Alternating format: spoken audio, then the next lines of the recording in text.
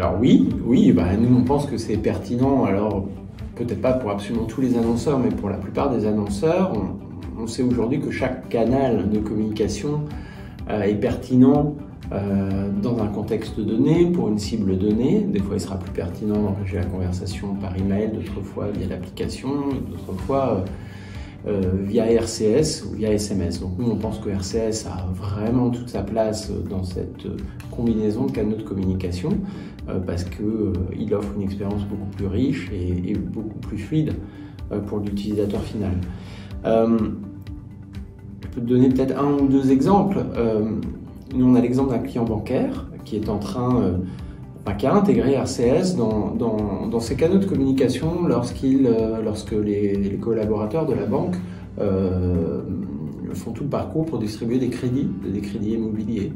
Donc le parcours va probablement commencer par une discussion en agence ou avec un conseiller au téléphone, et puis va suivre plusieurs étapes, et puis on a tous, nombreux sont ceux qui ont vécu ça. Ensuite il y a une période de 2-3 mois où il va y avoir des échanges assez fréquents avec son conseiller ou avec la banque pour envoyer des documents ou autres.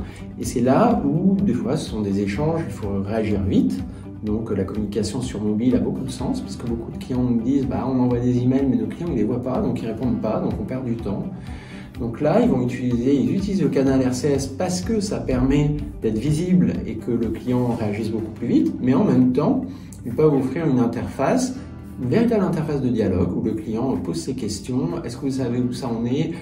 Est-ce que je devrais me déplacer en agence pour la signature du prêt bancaire, etc., etc. Est-ce que je peux vous envoyer telle pièce à partir de la semaine prochaine?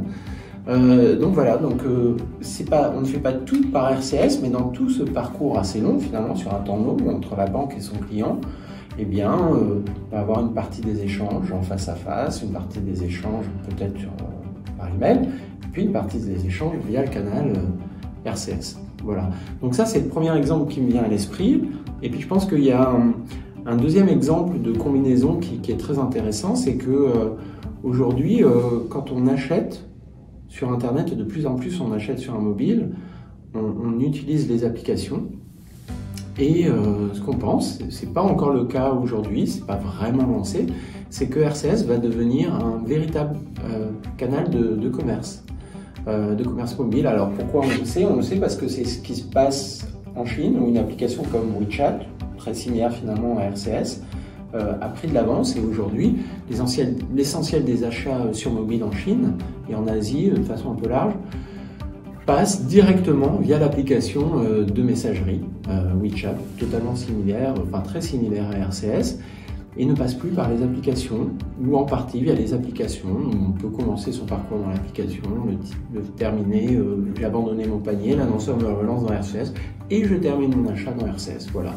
Donc ça, c'est un exemple de combinaison. Il ne faut pas le penser seul, RCS, mais il faut le penser dans un ensemble de canaux de communication.